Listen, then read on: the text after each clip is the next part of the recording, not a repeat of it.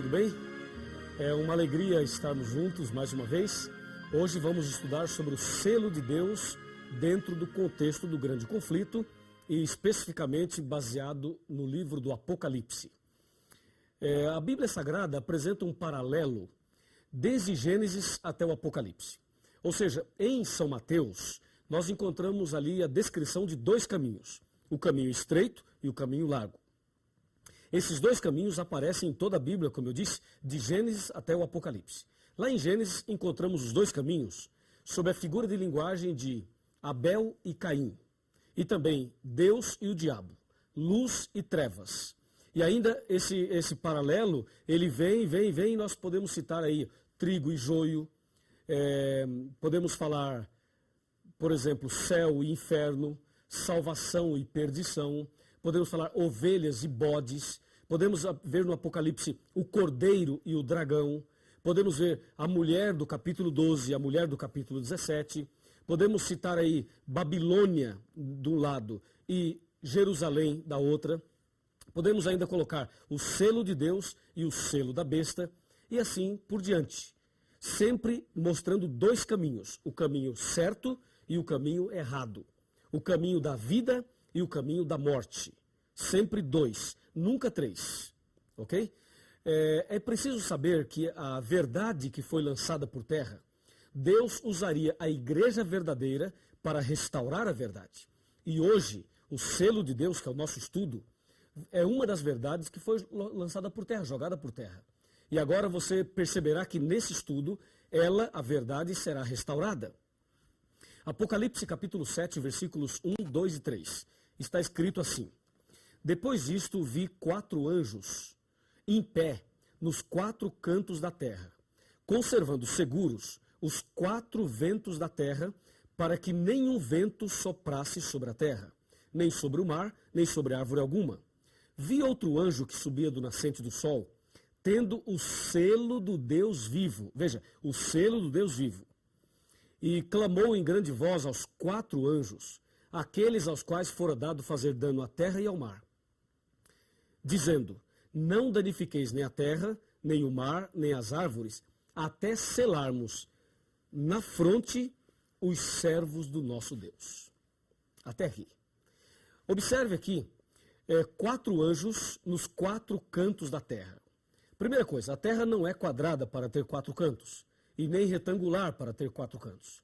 Esses 4 cantos da terra são os 4 pontos cardeais: norte, sul, leste e oeste. A terra é redonda, mesmo sendo redonda, ela tem os 4 pontos cardeais.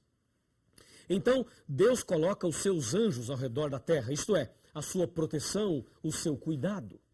E diz a Bíblia que esses anjos estão segurando os ventos, isto é, os anjos, o poder de Deus, está protegendo a humanidade contra as astutas ciladas de Satanás.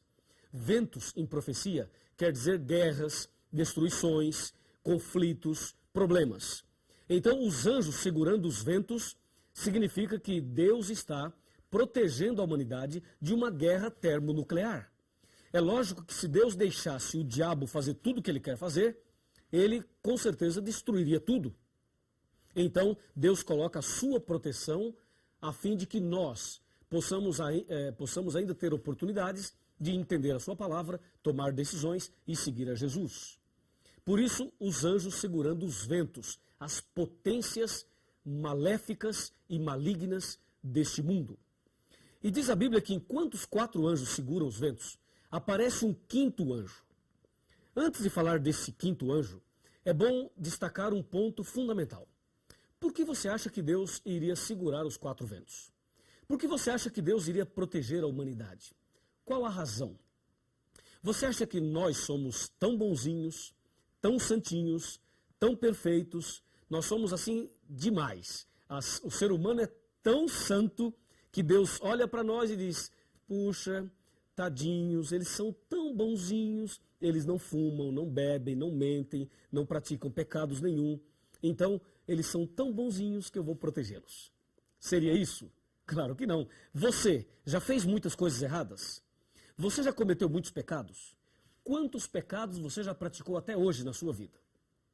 E por aí você tem uma ideia de que você não é uma pessoa santinha, eu também não. Nenhum ser humano é perfeito. Todos nós somos pecadores, terrivelmente pecadores. Então, se eu sou pecador, se você é pecador, se nós somos maus, pergunto, por que Deus iria proteger a humanidade? Por que Deus protegeu você até hoje? Por que você está vivo ainda?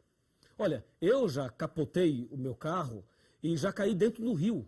Eu, a minha esposa e a nossa filha. Na época tínhamos uma filha, hoje temos 2 filhas.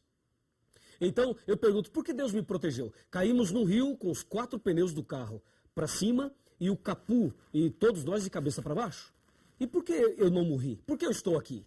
Porque Deus tem um propósito para mim. Você também já passou pelo vale da sombra da morte, não já passou? Talvez um acidente, uma cirurgia, uma enfermidade, algum outro tipo de problema que quase você foi e não foi. E você está aí. E talvez você esteja me assistindo no hospital, quem sabe num leito de dor, num momento difícil, dramático da sua vida. E por que você não morreu? Porque Deus tem um plano para você. Deus tem um propósito na sua vida. E qual é o plano? Qual é o propósito? Agora você vai entender a razão do 5º anjo. Me acompanha. O 5º anjo, veja, os 4 anjos estavam segurando os ventos, lembra? E aí aparece um 5º anjo. Esse 5º anjo tem uma mensagem. E a mensagem do 5º anjo é uma mensagem especial para você. Uma mensagem especial para você. Entendeu? Para você. Então você vai me acompanhar agora nesta reflexão, nesta mensagem. O 5º anjo aparece aqui no versículo 3, dizendo... Aliás, no versículo 2, diz que ele trazia o selo do Deus vivo. E no versículo 3 diz que ele clamou, dizendo, não danifiqueis nem a terra, nem o mar, nem as árvores, até selarmos na fronte os servos do nosso Deus. A mensagem que Deus tem para você, e por isso você ainda está vivo, e para mim também, e por isso eu não morri naquele dia, e Deus tem me preservado até agora, é porque há uma mensagem. Deus quer selar você com o selo do Deus vivo. Aleluia por isso. Ele quer colocar na sua fronte, na sua testa, o selo de Deus. Atenção, o selo do Deus vivo. Sabe, no interior, aqueles fazendeiros que têm o seu gado, eles costumam marcar os seus animais. Eles usam um termo assim, bem rústico. Eles falam ferrar o animal, porque usam um ferro quente para marcar os animais. Por exemplo, se os animais fossem meus, se eu fosse fazendeiro, os meus animais seriam marcados com a sigla LG, que é Luiz Gonçalves, ok? E os seus animais seriam marcados com as iniciais do seu nome. Por que o fazendeiro marca os seus animais? Para que se esses animais se misturarem com os animais do vizinho, ele tem condições de saber quais são os seus e quais são os do vizinho. De acordo com a Bíblia, nem todo aquele que diz Senhor, Senhor será salvo. Então, quem é filho de Deus? Quais são os filhos de Deus? Quem é o povo de Deus de verdade? O povo de Deus tem uma marca, tem um selo, tem um sinal. Aliás, essas 3 palavras significam a mesma coisa. Marca, sinal ou selo. Por esta razão, você está vivo ainda, porque Deus precisa selar você. Eu pergunto, você gostaria de receber o selo de Deus? Se você gostaria, levante a mão direita. Isso, por favor, levante a mão direita. E repita comigo. Diga, eu gostaria de receber o selo de Deus. Parabéns. Amém. Esta é a tua decisão, esta também é a minha decisão. E agora vem a pergunta automática. Qual é o selo de Deus? Onde podemos encontrar este selo? Já que sabemos a importância dele. Qual é e onde podemos encontrar? Quer saber? Então, abra sua Bíblia em Isaías 8,16 e me acompanhe na leitura que faremos agora. Veja, Isaías, capítulo 8, versículo 16. Já abriu a sua Bíblia? Vamos abrir juntos a Bíblia. Me acompanhe aqui, Isaías 8,16. A pergunta é, não se esqueça, onde encontramos o selo de Deus? Essa é a pergunta. E o profeta Isaías, inspirado pelo Espírito Santo, ele descreve aqui exatamente assim. Está aqui, ó, 8,16. Resguarda o testemunho e sela a lei no coração dos meus discípulos. Viu? Resguarda o testemunho e sela a lei no coração dos meus discípulos. Pronto. O selo de Deus está na lei. Na lei, lembra do estudo sobre a lei e o conflito? Pois é justamente nos 10 mandamentos que nós encontramos o selo de Deus. Mas qual é a descrição ou a definição de um selo? De acordo com a Bíblia, um selo tem que ter o nome, o cargo e o território que o dono do selo domina. Se você observar o livro de Esther, no capítulo 3, versículo 12, verá que os reis do passado usavam um anel grosso. Eles mandavam escrever uma carta e depois traziam a carta e com aquele anel ele carimbava a carta, ele selava a carta. Naquele selo, através do anel, tinha o nome do rei, o cargo do rei e o território que o rei dominava. Assim, um selo, para ser selo, tem que ter essas 3 características.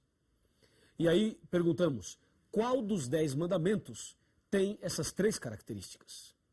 É simples, vamos abrir a Bíblia em Êxodo 20 e analisar os 10 mandamentos. E aí veremos qual deles é o selo de Deus, qual deles preenche as características de um selo. Abra sua Bíblia em Êxodo 20 e vamos ver agora mandamento por mandamento de forma bem dinâmica para que você descubra isso rapidinho. Qual dos 10 mandamentos é o selo de Deus? Primeiro mandamento, versículo 3. Não terás outros deuses diante de mim.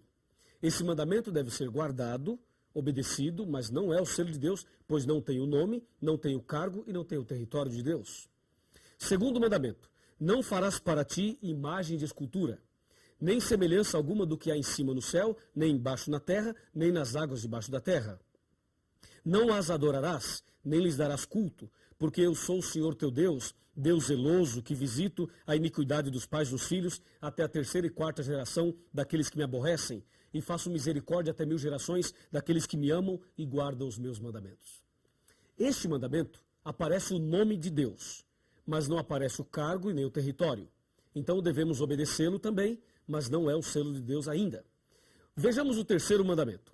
Não tomarás o nome do Senhor teu Deus em vão, porque o Senhor não terá por inocente o que tomar o seu nome em vão. Este mandamento tem o nome de Deus, mas não tem o cargo e não tem o território também. Então devemos obedecê-lo, mas ainda não é o selo. Vamos para o 4º mandamento. Lembra-te do dia de sábado... Não, vamos parar. Não vou ler esse mandamento. Eu vou pular esse mandamento. Está bem? Como todo mundo pula, eu vou pular também. Vamos ver o que acontece. Vou pular o 4º e vou para o 5º mandamento. O 5º mandamento diz no verso 12: honra teu pai e tua mãe, para que se prolonguem os teus dias na terra que o Senhor teu Deus te dá. Veja, este 5º mandamento traz o nome de Deus, mas não traz o cargo e nem o território. Então, este 5º mandamento deve ser obedecido, mas ainda não é o selo de Deus. Vamos para o 6º mandamento. Não matarás. Também não é o selo de Deus. 7º, não adulterarás. Também não preenche nenhuma das características. 8º mandamento, não furtarás. Também não tem nenhuma das características. 9º mandamento, não dirás falso testemunho contra o teu próximo. Também devemos obedecê-lo, mas não é o selo de Deus.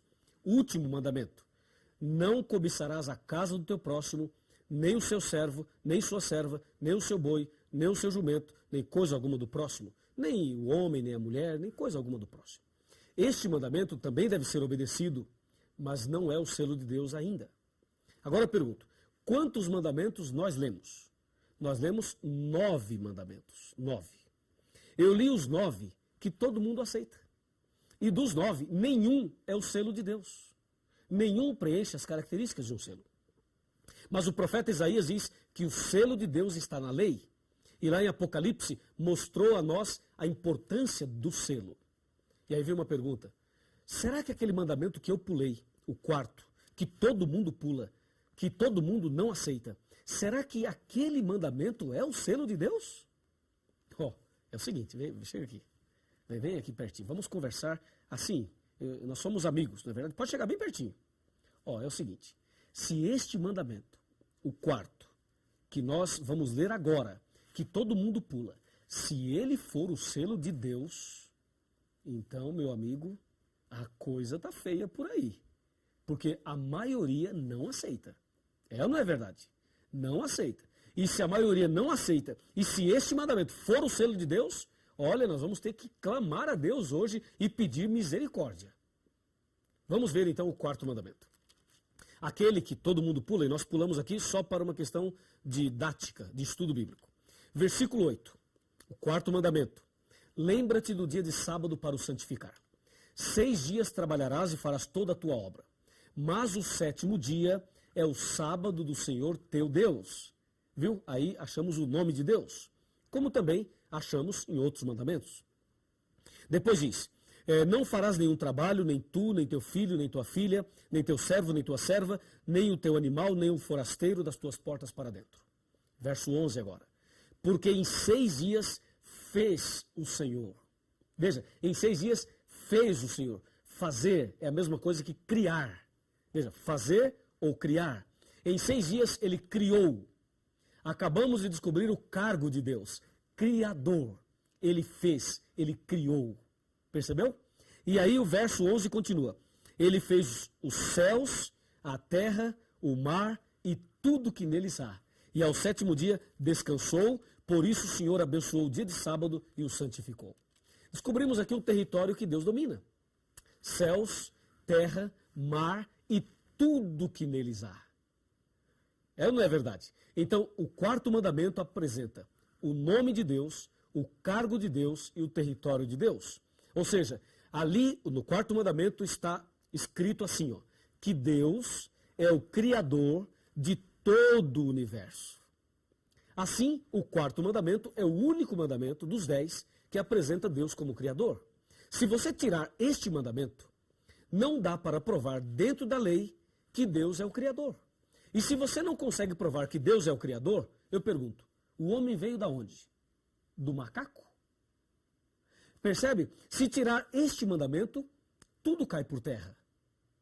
E justamente o único mandamento que mostra Deus como Criador é o mandamento que as pessoas não aceitam. Por que será? Por que as pessoas não aceitam justo aquele mandamento que exalta Deus como Criador? Portanto, está claro que este mandamento é o selo de Deus. É a marca de Deus. É o sinal de Deus. O sábado é o selo de Deus. Quer ser selado? Quer receber o selo na fronte? Então comece a guardar o sábado agora mesmo. E agora vamos para a parte final. Para você refletir comigo, me acompanha. O que temos que entender agora é a prova dos 9.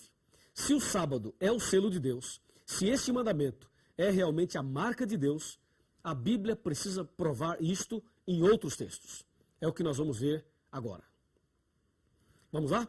Abra sua Bíblia e vamos analisar Ezequiel, livro do profeta Ezequiel, capítulo 20, versículo 20. Aqui vem a prova dos 9, ok? Ezequiel, está bem aqui, capítulo 20, versículo 20.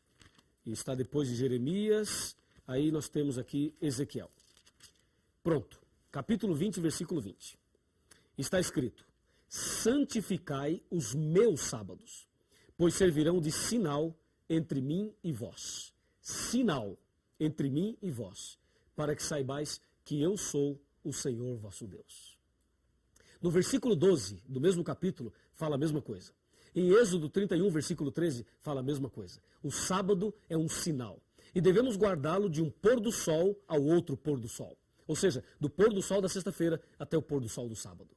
Durante a semana, durante 6 dias, você trabalha, você faz as suas atividades de casa e fora de casa. Mas o 7º dia é o santo sábado do Senhor. É o selo de Deus.